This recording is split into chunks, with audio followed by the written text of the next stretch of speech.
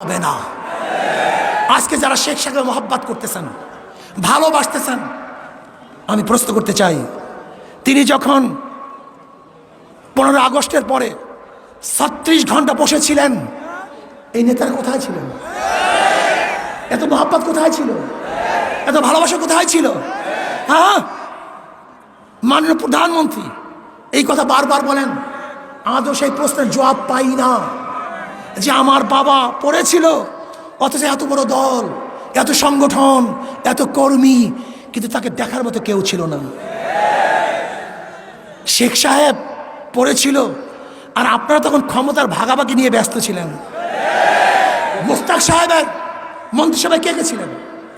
এদেশের মানুষ জানে না, এদের মানুষ দেখে নাই। ট্যাঙ্কির উপরে কি নাচানাচি করেছিল ইতিহাস কেউ জানে না।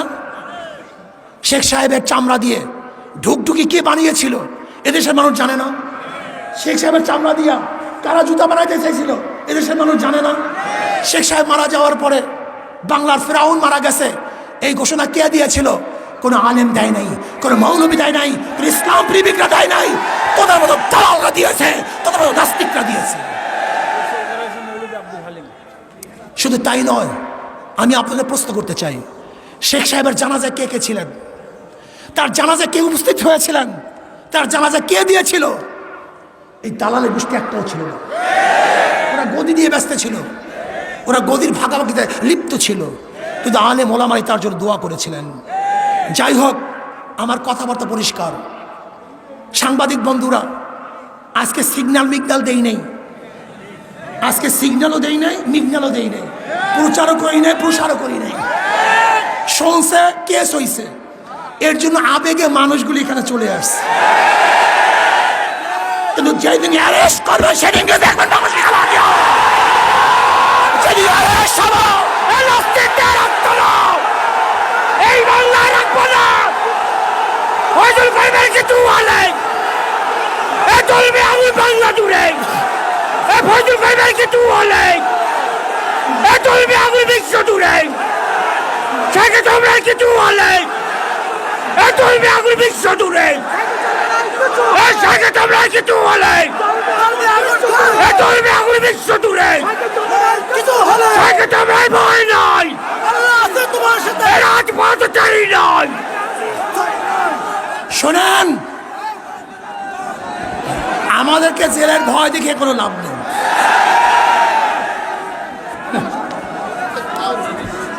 লাভ নেই, কোনো লাভ নেই।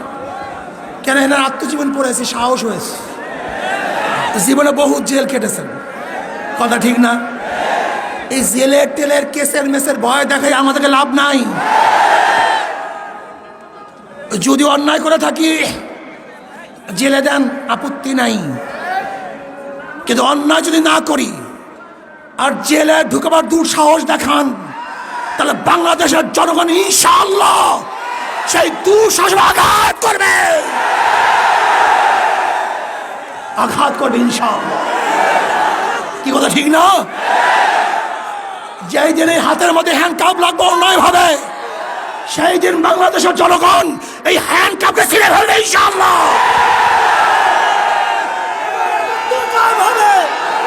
ইসলামী হুকুমত কায়েম হবে,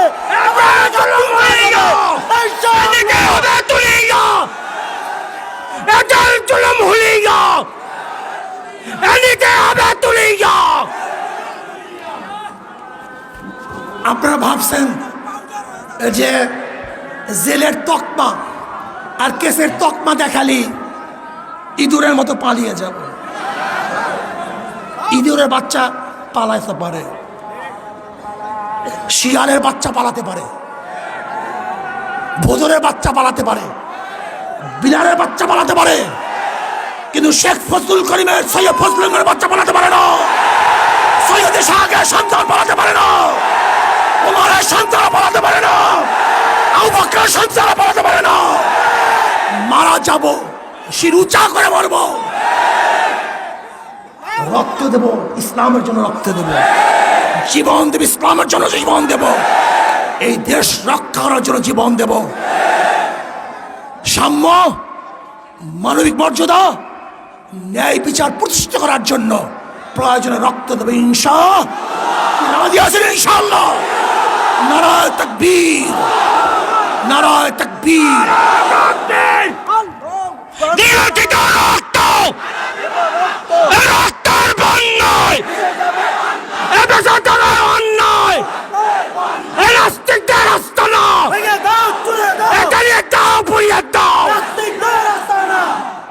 যারা আমাদেরকে জেলে দেখার ভয় দেখান, শেখ সাহেবের শেষ কথা বলি, শেষ করব।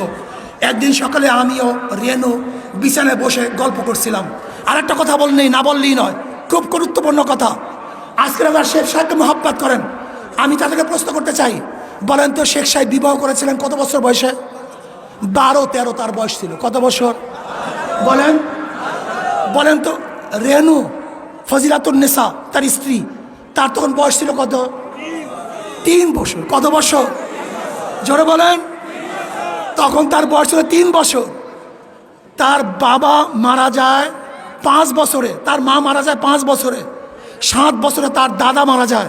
7 বছরে তিনি তার ঘরে চলে আসেন। আমি প্রশ্ন করতে চাই, যারা শেখ সাহেবকে মহব্বত করেন, আজকে থেকে সংসদে বিল উত্থাপন করেন, যেমন শেখ সাহেব বিবাহ করেছিল 12-13 বছর বয়সে।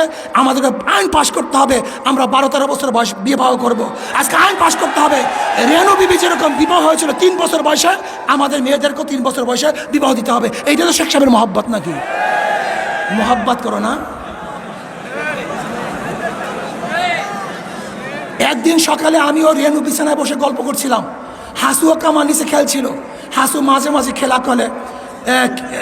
খেলা ফেলে আমার কাছে আসে আর আব্বা আব্বা বলে ডাকে। কামাল চেয়ে থাকে। এক সময় কামাল হাসুরিকে বলছে, হাসু আপা তোমার আব্বাকে কি আমি একটু আব্বা বলি?